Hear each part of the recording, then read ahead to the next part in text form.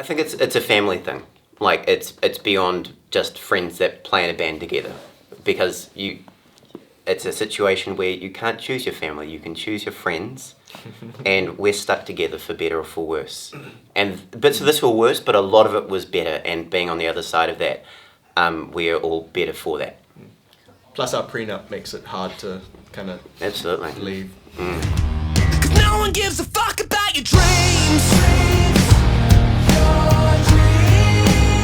Me and Neil have been playing music together for more than half our lives. We originally met on the internet as teenagers, which sounds more seedy than it actually is. It's like an early Tinder. Basically, except for music love rather than any other type of love. You guys have been playing in a band called Inverse Order back in the day. I was playing in a band called The Zoop, and we'd played a few shows together, our two bands, and I think I came in... Yeah, you didn't have a drummer, someone left or whatever, so I got asked if I could help them write some stuff because you guys were planning to record a record. So we basically got in a room and started doing a lot of work together, and then it just got to a point where we sort of figured out that we just had a bit of more of a new vibe. I met Villainy. Would have been maybe even 2009, somewhere around there. We did the first album and introduced them to a market in Australia and New Zealand.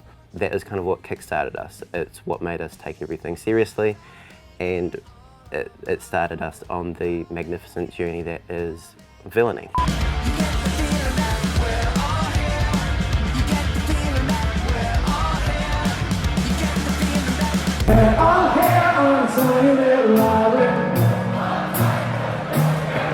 We went back in to do Dead Sight, which was also with our good friend Sam Sproul. And Raised in the Dark was pretty much the same team. So Tom producing, Sam mixing, and Jonathan Ross Grace engineering. The album project started, as it often had, with Neil setting the tone of where it should go and having, coming to the table with some ideas, but then those ideas not really mapping to where the band were as a unit, or even where Neil really was in his life, and going, we need to actually bring something new to the table here.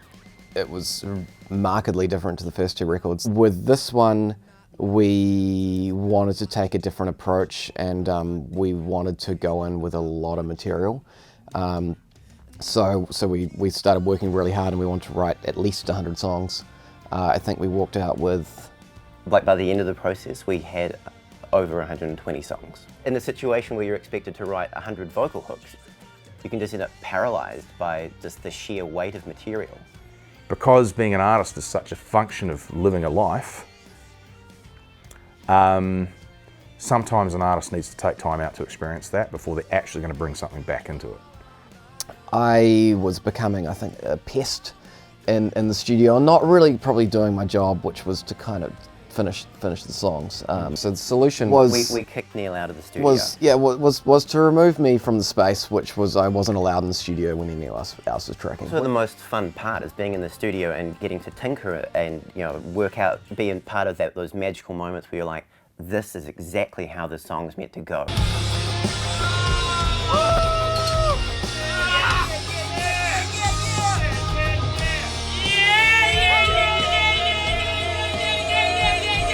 To basically be like, you aren't allowed to be part of this because you've got another job to do, is difficult. It's a credit to them that they actually wrote it out and came out with something that was far greater than they ever would have managed if they'd just gone and done another album straight away. So that was amazing, and I think it's made them a far stronger creative force as a much more evenly balanced unit. So the idea around it is really about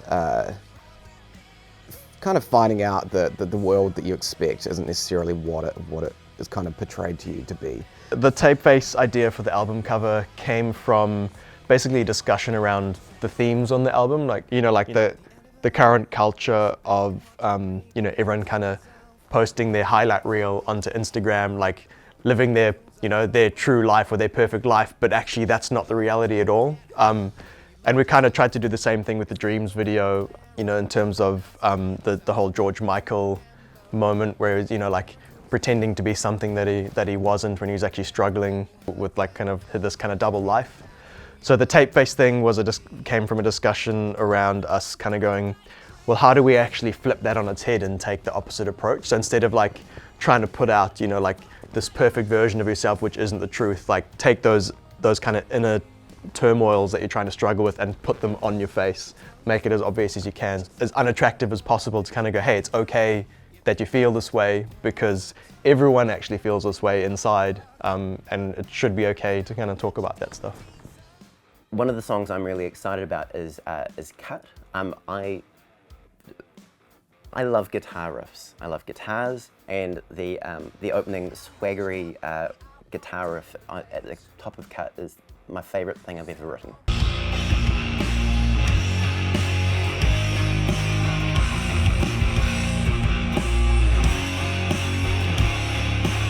As an entire song, it comes together really nicely, but that's a track that I'm very, very excited about playing live.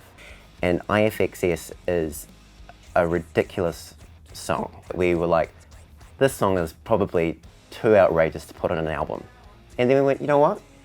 Let's put this song on the album. And I'm really glad that we did, because it's weirdly resonated with a whole lot of people. I think because we actively just went, yeah, fuck it, you know? The line, I fucked a moon with a spoon, every single time I hear that, that's it. I fucked the moon with a spoon in the motherfucking womb. See what I did? All the kids were not very impressed. I would also say Uncomfortable. That is, I just like it. It's just a fucking cool piece of music, you know what I mean? It's just sick, and the originality to do with that, I really like that one. You know, it was cool to see something that came from just like a really kind of low budget MIDI sound that I think Dave made on his phone through to a fully fledged song with so much kind of lush layering in a short space of time. Was really cool to see. Yeah, I wrote the original musical demo on a phone, like a phone audio workstation, while I was on the toilet. Like yeah, and so it's like a Nokia ringtone, kind of like It's a pretty massive departure for us tonally. It's kind of underpinned by this like really hip hop style groove. Thomas came up with the Uncomfortable hook, and then we developed it all in the studio. Neil wrote a lot of lyrics for the verses and everything, and so it was a real team effort, that song. Help the help is quit. Yeah, your life is shit. Really like Dreams. Again, partly because the message is so clear, and it's kind of, it fits with the rest of the record. Like it's sort of like a demotivational style vocal themed track, which is really fun to play live, and it just connects well, so that's always great.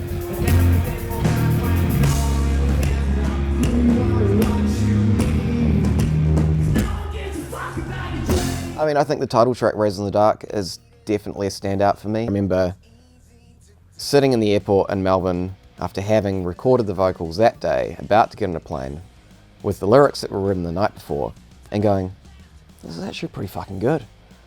And I think up until that point, I'd kind of been not, you know, we'd cut some songs and we'd done some work, but I didn't know where it was going. And for me, hearing that song, even in its like, you know, rawest state, kind of made me feel like we had something to fight for. The problem is that we were raised in the dark. We were told from the start we were meant to win. For people listening to it, they'll just hear, you know, 45 minutes of a band playing music, but for us, this is 3 years of our lives. You know, it's condensed, and it may feel like a miracle from a big external standpoint, but for us, it's literally just down to punishing amounts of hard work. This is the best album that we've ever made, and we're really proud of it. And genuinely, this is the one that I'm the most proud of. We mean it this time. Oh guys! Why fuck the snake with a rat?